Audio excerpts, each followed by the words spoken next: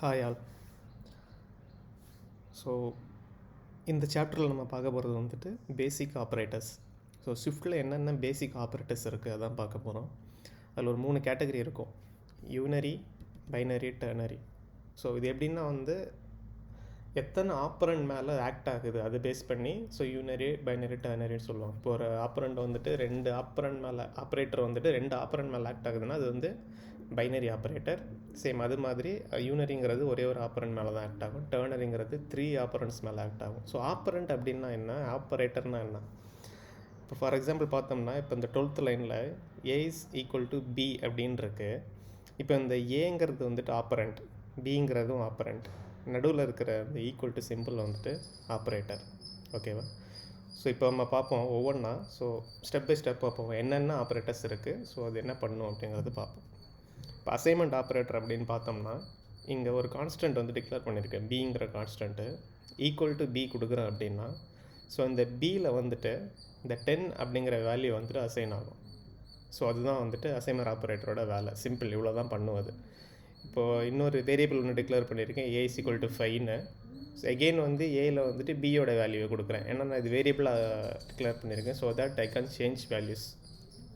Okay, இப்போ ஏயோட value 10 ஆகிடும். ஓகேவா? ஸோ ரைட் சைடில் இங்கே பார்த்தீங்கன்னா அதோட அவுட்புட் இங்கே டிஸ்பிளே ஆகிருக்கு. ஸோ ஈவன் நீங்கள் டப்பில் கூட வந்து அசைன் பண்ணிக்கலாம். ஸோ அதோட டைப் வந்து சேமாக இருக்கிற வரைக்கும். ஃபார் எக்ஸாம்பிள் வந்துட்டு இப்போது 1,2ங்கிறது ஒரு டப்பில் அது வந்து x,y அசைன் பண்ணுறேன் அப்படின்னா, எக்ஸில் வேல்யூ வந்து 1ன்னு வரும், ஒய்யில் வந்து வேல்யூ வந்து 2ன்னு வரும். ஓகேவா? ஸோ இப்போ வந்து இதுக்கு முன்னாடி நம்ம கண்டிஷனல் ஸ்டேட்மெண்ட்ஸ் பார்த்துருப்போம். இப்போ ஃபார் எக்ஸாம்பிள் இப்போ நான் அன்கமெண்ட் பண்ணுறேன். என்ன நடக்குதுன்னா, இப்போது if A equal to B இப்படி பொறுத்தோம் அப்படின்னா இதோட வேல்யூ வந்துட்டு இது வேலிடான பாயிண்ட் கிடையாது. ஏன்னா வந்துட்டு இந்த ஈக்குவல் டு ஆப்ரேட்டர் வந்துட்டு பூலியனை ரிட்டர்ன் பண்ணணும். ஓகே, இது வந்து ரிட்டர்ன் பண்ணாது. ஸோ இஃப் ஸ்டேட்மெண்ட் அப்படின்னாவே பூலியன் இருந்தால் தான் அது ஒர்க் ஆகும். ஓகேவா? ஸோ இந்த மாதிரி ட்ரை பண்ணாதீங்க, ஜஸ்ட்டு சொல்கிறதுக்காக அது இந்த மாதிரி வச்சுருந்தேன். ஓகே, அசைன்மெண்ட் ஆப்ரேட்டர் ஓவர், அவ்வளோதான் அசைன்மெண்ட் ஆப்ரேட்டர். தென் வந்து அரித்மெட்டிக் ஆப்ரேட்டர்ஸ். ஸோ அரித்மெட்டிக் ஆப்ரேட்டர்ஸில் 4 இருக்குது. ப்ளஸ், மைனஸ், மல்டிப்ளை பண்ணுறதுக்கு அந்த ஸ்டார் சிம்பிள் இருக்கும். தென் வந்துட்டு டிவிஷனுக்கு வந்து ஸ்லாஷ் இருக்கும். அடிஷன், சப்ராக்ஷன், மல்டிப்ளிகேஷன், டிவிஷன், இந்த 4 தான். சேம் இது வந்து என்ன ஆகும்னா பைனரி ஆப்ரேட்டர் தான் இது. இப்போ என்ன பண்ணியிருக்கோம், வேல்யூ அப்படின்னு ஒரு டிக்ளேர் பண்ணியிருக்கோம். அதில் வந்துட்டு 1 + 2. இப்போ இதை 1 and 2 ப்ளஸ் பண்ணி அதோட வேல்யூ வந்து வேல்யூவில் சேவ் பண்ண, அவ்வளோதான். சிம்பிள். 5 - 3ங்கிறது நமக்கு 2ங்கிறது தெரியும். ஸோ சேம் அது மாதிரி தான் இது. ஓகேவா? ஸோ ஈவன் இந்த அரித்மெட்டிக் ஆப்ரேட்டர்ஸில் அடிஷன் ஆப்ரேட்டரை மட்டும் நம்ம வந்து ஸ்ட்ரிங்கில் கூட அப்ளை பண்ணிக்கலாம். மற்றதெல்லாம் வந்து நம்பர்ஸில் இது பண்ணிப்போம். பட் ஆனால் அடிஷன் ஆப்ரேட்டர் மட்டும் ஸ்ட்ரிங்கில் அப்ளை பண்ணோன்னா ஸ்ட்ரிங் கன்கார்டினேஷனுக்கு அதை யூஸ் பண்ணிக்கலாம். ஃபார் எக்ஸாம்பிள் இங்கே பார்த்தோம் அப்படின்னா, ஹலோங்கிறது ஒரு ஸ்ட்ரிங்கு, வேர்ல்டுங்கிறது ஒரு ஸ்ட்ரிங்கு, நடுவில் ப்ளஸ் போட்டோன்னா ரெண்டுமே ஆட் ஆகி ஹலோ வேர்ல்டுன்னு வந்துடும். ஓகேவா? இது வந்து அடிஷன் ஆப்ரேட்டரை மட்டும் தான் இந்த மாதிரி யூஸ் பண்ண முடியும் ஸ்ட்ரிங் கன்கார்டினேஷனுக்கு. ஓகேவா? So arithmetic operators over. Then வந்து ரிமைண்டர் ஆப்ரேட்டர். ரிமைண்டர் ஆப்ரேட்டர் அப்படின்னா, இப்போ வந்து லைன் நம்பர் 67 பாருங்கள். இதில் வந்துட்டு 9 ரிமைண்டர் ஆப்ரேட்டர் போட்டுட்டு 4 போட்டிருக்கோம். அதோட வேல்யூ வந்து 1ன்னு பிரிண்ட் ஆகிருக்கு. ஸோ இது எப்படி 1ன்னு பிரிண்ட் ஆகுது அப்படின்னா, ஃபஸ்ட்டு 9 வந்து 4ஆல் டிவைட் பண்ணணும். ஸோ என்ன வரும், 2 × 4 வந்து 8ன்னு வரும். ஓகேவா? பேலன்ஸ் என்ன இருக்குது, 1 இருக்குது. ஸோ அதான் அந்த ரிமைண்டர். ஓகேவா? கீழே இந்த ஒரு ஃபார்முலா மாதிரி கொடுத்துருக்கேன் பாருங்கள். A is equal to B into some multiplier plus remainder, இது தான். ஸோ இந்த 9 எப்படி ஃபார்ம் ஆச்சு அப்படின்னா 4 × 2 + 1, அந்த 1ங்கிறது தான் ரிமைண்டர். ஓகேவா? சேம் இதே இது வந்து நம்ம நெகட்டிவ் வேல்யூக்கும் அப்ளை பண்ணலாம். ஸோ நெகட்டிவ் வேல்யூக்கும் சேம் அதே ஃபார்முலா தான். இந்த இடத்துல -9 ரிமைண்டர் 4 போட்டோம்னா ஈக்குவல்ஸ் டு -1ன்னு வரும் ரிமைண்டர். ஓகேவா? ஓகே, இப்போ வந்து ரிமைண்டர் ஆப்ரேட்டர் ஓவர். தென் யூனரி மைனஸ். யூனரி மைனஸுங்கிறது ஒன்றும் இல்லை, ஏதோ ஒரு வேல்யூ இருக்குது, அது பாசிட்டிவாக இருக்கலாம் இல்லை நெகட்டிவாக இருக்கலாம். ஸோ அதை வந்து அப்படியே வந்துட்டு பாசிட்டிவாக நெகட்டிவாக மாற்றும், நெகட்டிவாக பாசிட்டிவாக மாற்றும். அதுதான் யூனரி மைனஸோட வேலை. இப்போ இங்கே 3ன்னு சொல்லிட்டு ஒரு கான்ஸ்டண்ட்டில் வேல்யூ 3ன்னு அசைன் பண்ணியிருக்கோம். தென் வந்துட்டு -3ன்னு ஒரு கான்ஸ்டன்ட் டிக்ளேர் பண்ணியிருக்கோம். அதில் வந்துட்டு கூட ஒரு மைனஸ் சிம்பிள் போட்டுட்டு அந்த 3யை கொடுத்தோம் அப்படின்னா, அந்த 3க்கு முன்னாடி அது பாசிட்டிவாக இருந்தால் அது நெகட்டிவாக மாறிடும், அவ்வளோதான். எகெயின் வந்துட்டு இப்போ நம்ம +3ங்கிறதுல வந்துட்டு -3ல் ஆல்ரெடி -3 இருக்குது, ஓகேவா. பட் ஸ்டில் நம்ம என்ன பண்ண போகிறோம், அது கூட இன்னொரு மைனஸ் ஆட் பண்ணணும். மைனஸும் இதாகும்போது அது ப்ளஸ்ஸாக மாறிடும், ஓகேவா. ஜஸ்ட்டு நம்ம ஸ்கூல் டைமில் படித்த சேம் அதே இதுதான் இந்த அரித்மெட்டிக் ஆப்ரேட்டர்ஸ் பண்ணுற வேலை, ஓகேவா. தென் யூனரி ப்ளஸ் வந்து அது யூஸ் பண்ணாலும் ஒன்று தான், பண்ணலைனாலும் ஒன்று தான். ஓகே, ஜஸ்ட் யூனியர் மைனஸ்னு ஒன்று இருக்கிறதுனால ஜஸ்ட் யூனியர் ப்ளஸ்னு ஒன்று இருக்கட்டும்னு வச்சுருக்குறாங்க. பட் ஸ்டில் வந்துட்டு அது நம்ம இப்போ -6ன்னு ஒன்று இருக்குது, கூட நம்ம ப்ளஸ் போட்டு -6 கொடுத்தாலுமே ப்ளஸ்ஸும் மைனஸ் இதாகும்போது எனிவே வந்து மைனஸ் தான் ஆகும், ஓகேவா.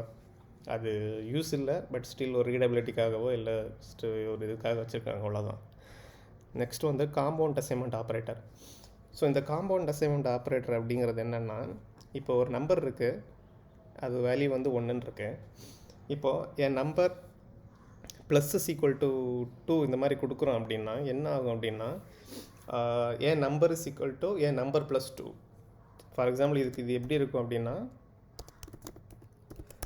நம்பர் எகெயின் என் நம்பர் +2 இதுதான் அது பண்ணோம், ஓகேவா. அது ஒரு ஷார்ட் ஹேண்ட் சிம்பிள் மாதிரி +2 அப்படிங்கிறது, ஓகேயா. இதுதான் காம்பவுண்ட் அசைன்மெண்ட் ஆப்ரேட்டர்ஸ். தென் அடுத்து போனோன்னா கம்பாரிசன் ஆப்ரேட்டர்ஸ்.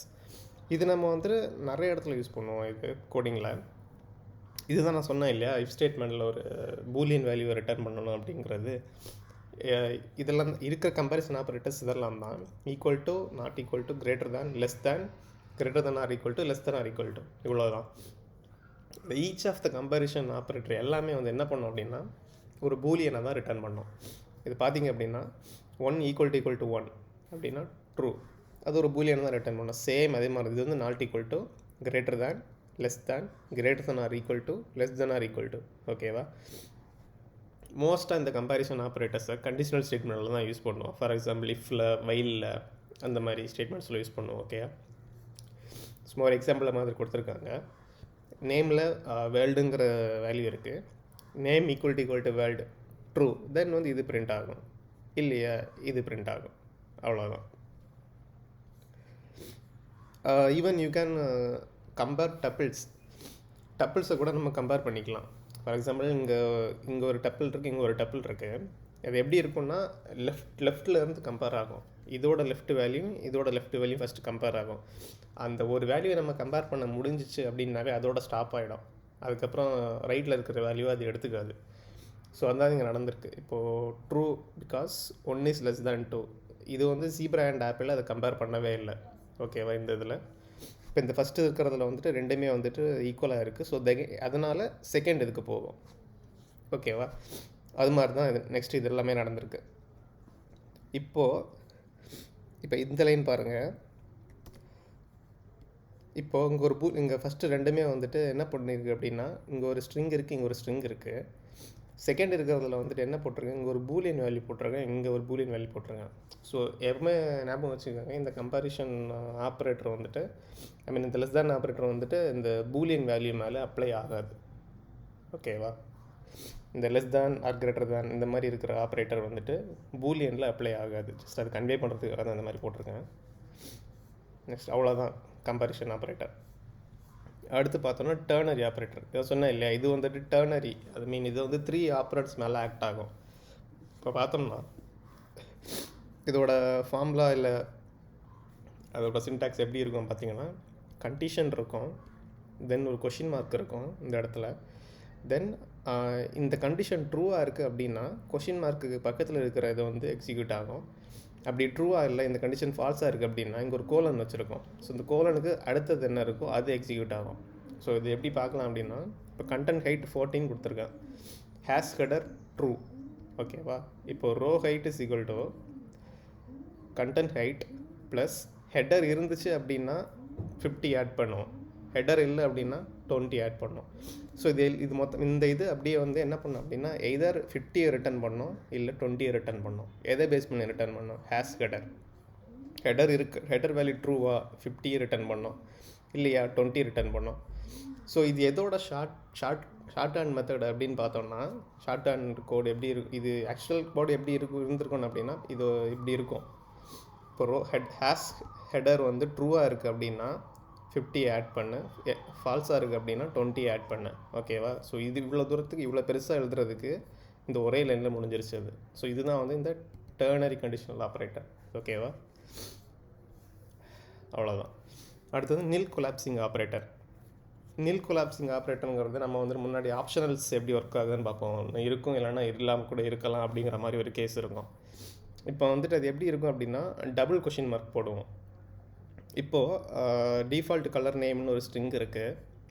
இப்போ யூசர் டிஃபைன்டு கலர் நேம் வந்து ஒரு ஆப்ஷனல் ஸ்ட்ரிங். ஓகேவா? இப்போது colour name to use is equal to user defined colour name போட்டுட்டு ஒரு டபுள் கொஷின் மார்க் போட்டுட்டு தென் வந்து டிஃபால்ட் இது யூஸ் பண்ணுறோம். ஸோ இது பேர் வந்து டபுள் கொஷின் மார்க்னு சொல்லாதீங்க, நில் கொலாப்சிங் ஆப்ரேட்டர். ஜஸ்ட் உங்களுக்கு இப்போது எக்ஸ்பிளைன் பண்ணுறதுக்காக சொல்கிறேன்.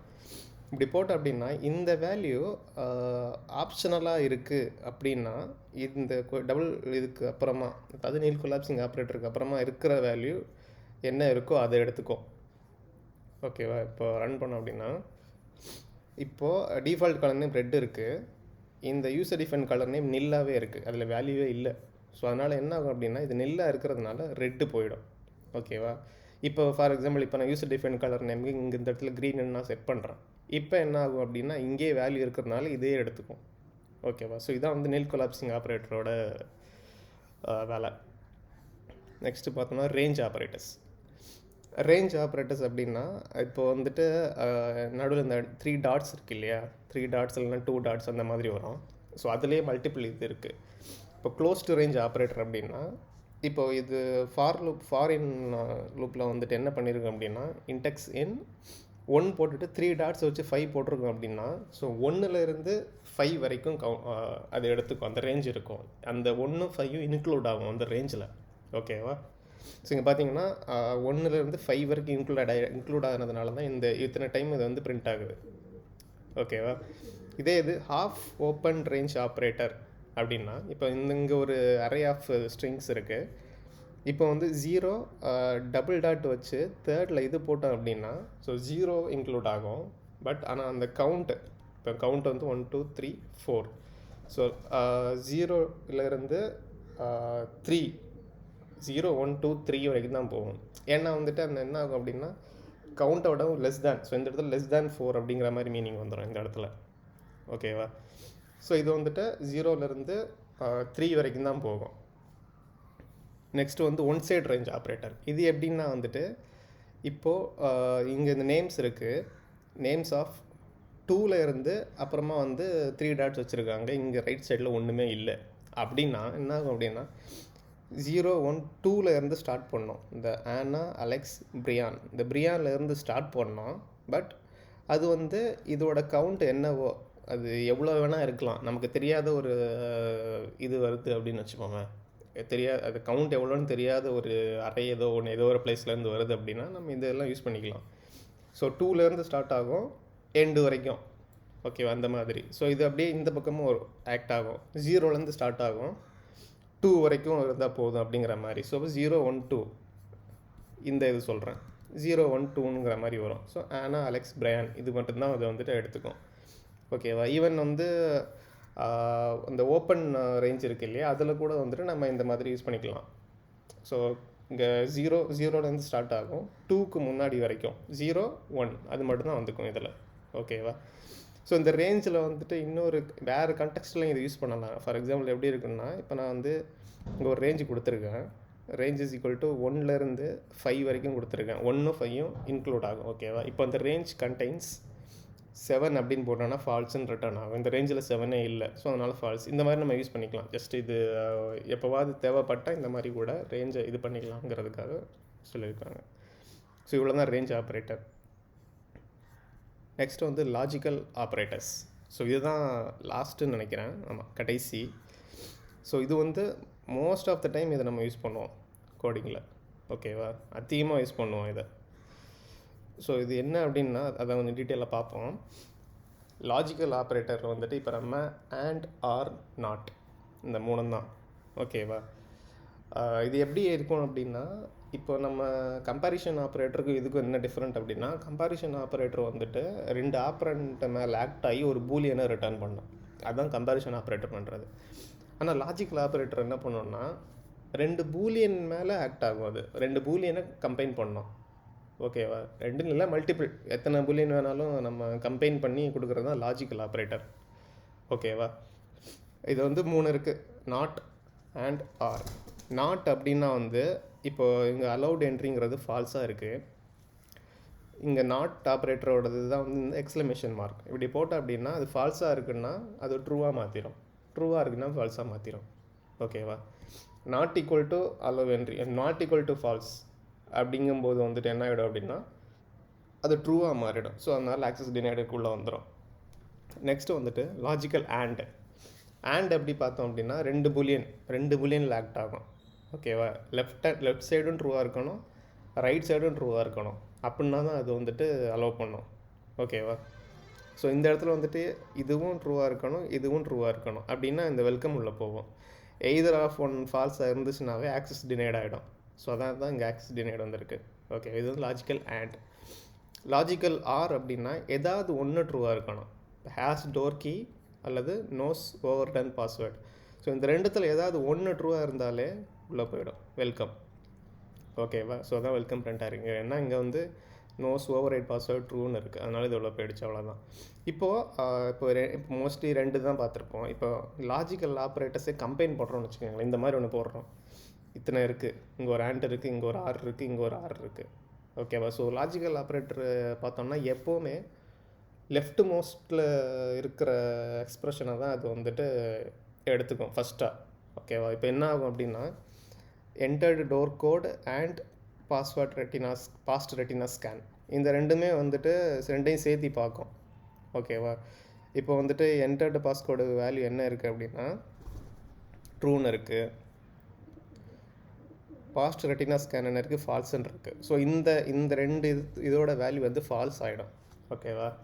இப்போ என்ன ஆகும், இந்த ஃபால்ஸ் ஒரு பக்கம் வந்தாச்சு. தென் வந்துட்டு ஆர் ஸ்டேட்மெண்ட் போட்டிருக்கோம், இல்லை has door key. So false or has door key என்ன இருக்குது, ஃபால்ஸ், அதுவும் ஃபால்ஸ். ஓகே, ஸோ இது வரைக்கும் இப்போ இது சேர்த்து மொத்தமாக ஃபால்ஸ் ஆகிடுச்சு.